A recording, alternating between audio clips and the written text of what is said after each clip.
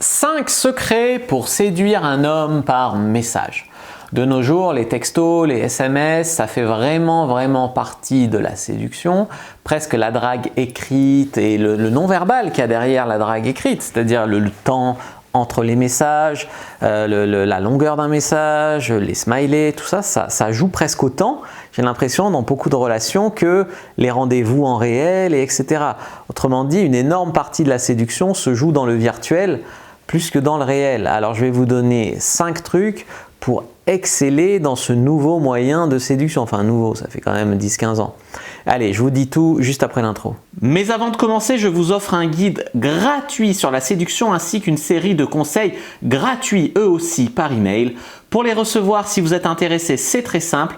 Cliquez sur le premier lien dans la description de la vidéo. Si vous êtes motivé, vous le trouverez. Abonnez-vous et activez la cloche parce que si vous ne le faites pas, YouTube ne vous préviendra pas à la sortie des prochaines vidéos et vous allez rater des pépites. Mettez un like pour me faire savoir que vous pensez que cette vidéo est utile et pour que j'en fasse d'autres comme ça ou sur ce thème-là. Si vous pensez que ce contenu est utile, partagez-le en public ou en privé, je comprendrai. Vous pouvez aussi me laisser un commentaire, je les lis tous et j'y répondrai avec grand plaisir. La première chose, c'est de ne pas faire la nana qui suit des règles à la con. Typiquement sur les vidéos de certains, où on vous dit ne pas écrire à un mec avant 48 heures, enfin on envoie des règles comme ça à la con. Du coup les nanas elles font quoi? Elles se retiennent pendant 48 heures d'écrire à leur crush, à ce mec qui leur plaît. Et puis alors par contre, le timing est dépassé, elles envoient une tartine, mais comme ça, le mec il doit scroller 3 fois pour tout lire. Laissez-moi vous dire que on les lit pas, vos tartines on les lit pas. Donc en fait ça sert à rien de se retenir 48 heures pour finir par lui envoyer un pavé de 170 lignes.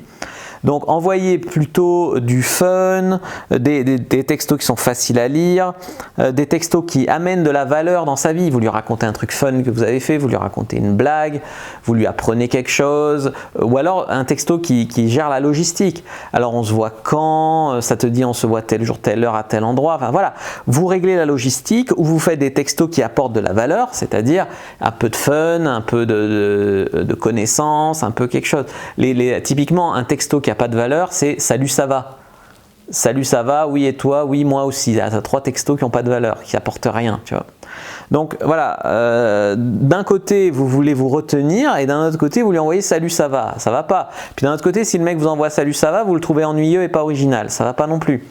Donc voilà, déjà évitez les énormes tartines. Là j'ai eu en coaching un mec qui a reçu justement une fille d'une fille, alors elle lui avait pas répondu depuis 15 jours, sûrement qu'elle draguait ailleurs, et d'un coup une tartine à n'en plus finir.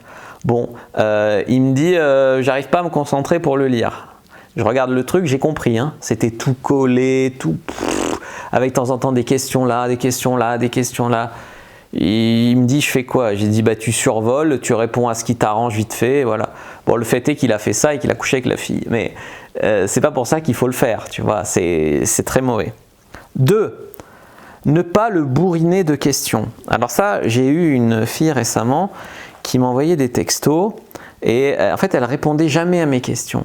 Elle me disait ça allait, tu fais quoi dans la vie, ça te dirait qu'on se voit, ça marche bien ton business, sinon t'aimes les animaux, voilà. Et moi à chaque fois je lui disais ouais ça marche bien, et toi sinon tu fais quoi dans la vie? Elle répondait jamais, ou elle répondait par énigme, ou elle répondait n'importe quoi. Et par exemple je lui dis je sais pas pourquoi la dernière fois qu'on s'est vu tu m'as pas renvoyé un texto après, pourquoi t'as attendu si longtemps pour me rappeler? Je m'en fous de ça.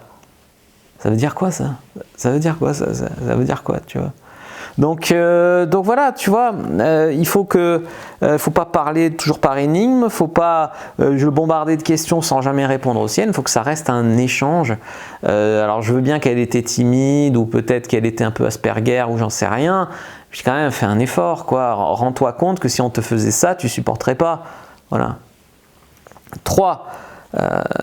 Ne pas s'engueuler par SMS. Si vous commencez à envoyer un SMS de dispute et que vous engrainez là comme ça, parce que par SMS on n'a pas de limite hein, généralement, ça peut déraper très vite une embrouille par SMS. Donc à un moment, si ça commence à chauffer par message, je vous conseille de vous appeler avant que ça dégénère, d'accord?